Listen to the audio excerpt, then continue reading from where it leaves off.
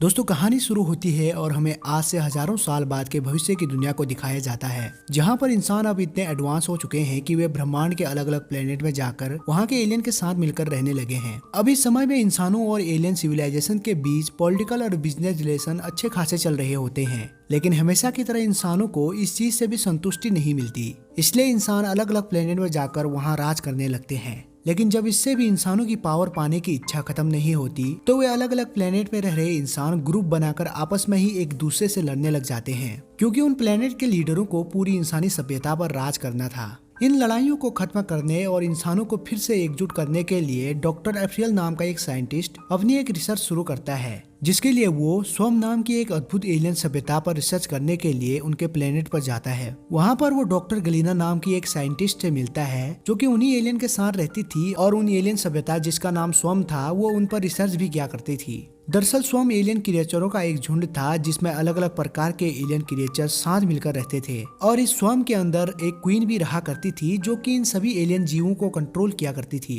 इस क्वीन के अंदर इतनी पावर थी कि वो अपनी सभ्यता को सुरक्षित रखने और उसको चलाए रखने के लिए अपने काम के अनुसार नया वर्कर खुद पैदा कर सकती थी। स्वम की क्वीन के अंदर बहुत सारे अंडे होते थे जो कि आगे चलकर क्वीन के अलग अलग कार्यों के लिए काम आने वाले थे। जब इस क्वीन के अंडों में से बच्चे पैदा हो जाते थे तो उनमें से कुछ बच्चे आगे चलकर क्वीन के अंडों की सुरक्षा करते थे और कुछ वर्कर खेती करते थे, और उनमें से कुछ वर्कर उस खेती को खाकर अपने पेट में एक प्रकार का पोषक तत्व बनाते थे जिसे वो क्वीन के मुंह में डालकर आते थे, जिसे खाकर क्वीन भी जिंदा रह पाती थी। यानी कि उस क्वीन ने खुद को जिंदा रखने के लिए और अपनी सिविलाइजेशन को चलाए रखने के लिए एक पूरा इकोसिस्टम बना के रखा था जो कि पूरी तरह से उस क्वीन के कंट्रोल में था। यानी कि हम कह सकते हैं कि वो क्वीन अपने बच्चे नहीं बल्कि वर्कर पैदा करती थी जो कि मशीनों की तरह उस क्वीन की गुलामी किया करते थे। क्वीन की सभ्यता के लाखों सालों के जीवन काल के दौरान ब्रह्मांड के कई सारे एलियन स्पीसीज ने उन पर हमला किया था, लेकिन हर बार स्वम और उसकी क्वीन ने अपनी एक खास पावर से उन्हें हरा दिया था। दरअसल क्वीन युद्ध को जीतने के लिए एक खास तरह की तकनीक का इस्तेमाल करती थी।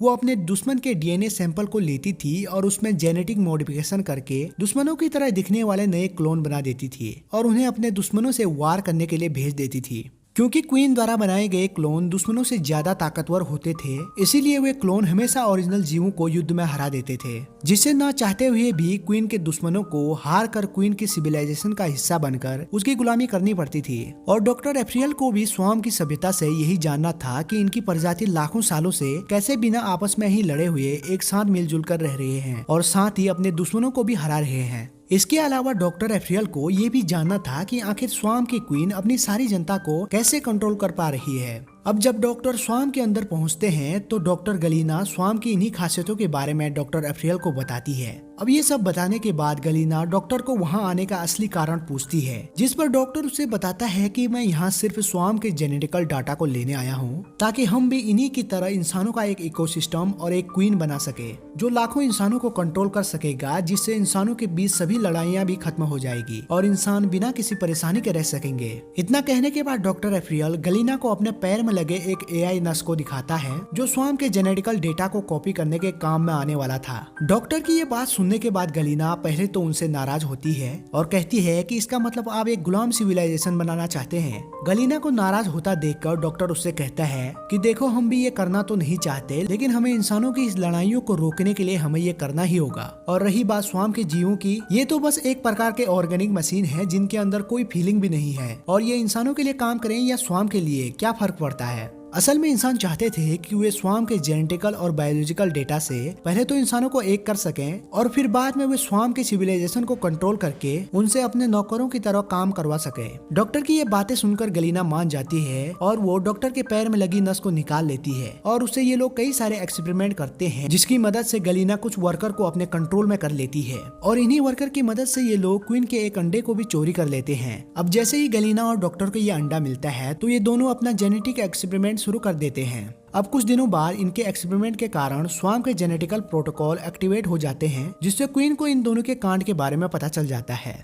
और दूसरी तरफ इनके एक्सपेरिमेंट के द्वारा क्वीन के अंदर जेनेटिकल प्रोटोकॉल एक्टिवेट होने के कारण क्वीन एक नई प्रजाति को जन्म दे देती है, जिस प्रजाति की खासियत ये थी कि वो इंटेलिजेंट थी और वो इंसानों की तरह सोच समझ सकती थी, जिसका काम था अपने इंटेलिजेंस का इस्तेमाल करके क्वीन और उसके इकोसिस्टम को प्रोटेक्ट करना और उसको नुकसान पहुंचाने वाले सभी दुश्मनों को खत्म कर देना। अब इसके बाद ये नई प्रजाति क्वीन के सैनिकों को भेजकर गलीना को अपने कब्जे में ले लेती है और उसे पकड़कर उसके ब्रेन में अपने टेंटिकल को घुसा लेती है। अब जैसे ही वो नई प्रजाति गलीना के ब्रेन में अपने टेंटिकल को घुसाती है तो उस प्रजाति और क्वीन को गलीना के ब्रेन से इंसानों की सोच का पता चल जाता है। अब इंसानों के हजारों सालों के इतिहास को जानने के बाद क्वीन को डॉक्टर एफ्रियल के स्वाम में आने के असली मकसद के बारे में भी पता चल जाता है। इसलिए ये जानने के बाद क्वीन अपने सोल्जर को डॉक्टर एफ्रियल को पकड़ने के लिए भेजती है। ये देखकर डॉक्टर उन सोल्जर से बचने की बहुत कोशिश करता है, लेकिन अंत में क्वीन के सोल्जर उसे पकड़ लेते हैं और उसे उठाकर क्वीन की नई प्रजाति के सामने पेश कर देते हैं।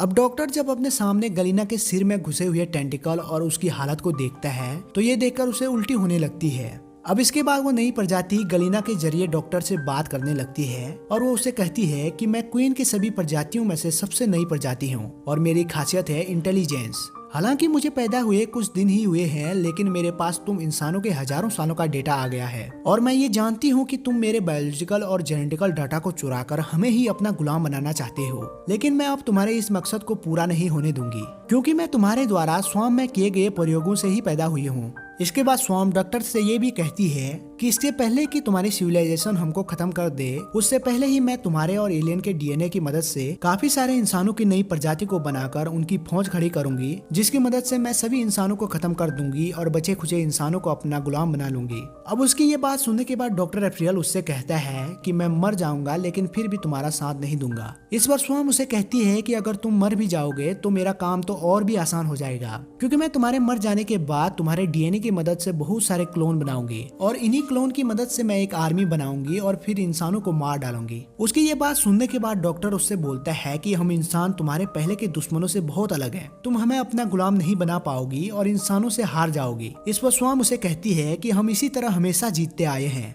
और इस बार भी जरूर जीतेंगे।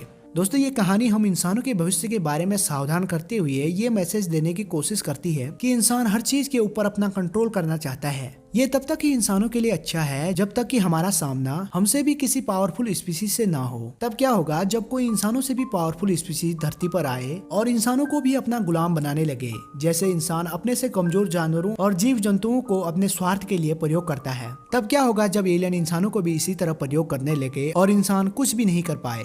दोस्तों, इसी मैसेज के साथ ये कहानी भी खत्म हो जाती है। वीडियो पसंद आए तो वीडियो को लाइक और कमेंट जरूर करना। Thanks for watching. Take care. Bye bye.